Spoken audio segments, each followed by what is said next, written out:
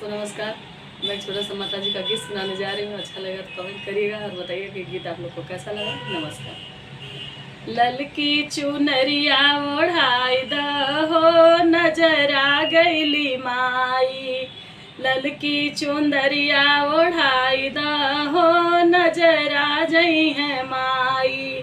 नजर आ जई है माई हो, नजर आ जई है माई। ललकी चुंदरिया ओढ़ाई दहो, नजर आ जई है माई। धरिया लवंगिया चढ़ाई दहो, नजर आ जई है माई। धरिया लवंगिया चढ़ाई दहो, नजर आ जई है माई। नजर आ जई है माई, नजर आ जई है माई। ललकी चुंदरिया ओढ़ाई दहो, नजर आ जई है माई। माई के माथे पे बिंदिया शोभे, माई के माथों पे बिंदिया शोभे। बिंदिया सोहे हो, बिंदिया सोहे। अखिया में कजरा लगाई दहो, नजरा जई है माई।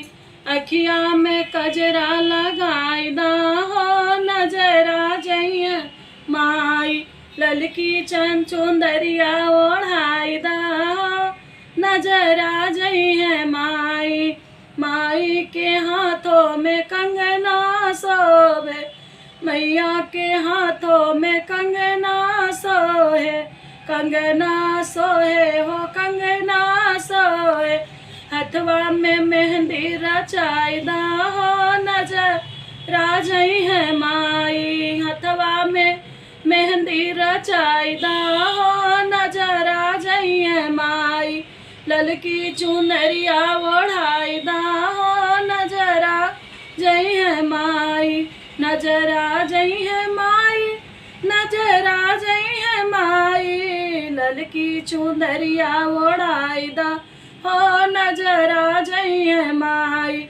माई के पौआ में पायल शोभे, पायल शोभे हो, पायल शोभे। पौआ में रंगना लगाई दहो, नजर आ जई है माई।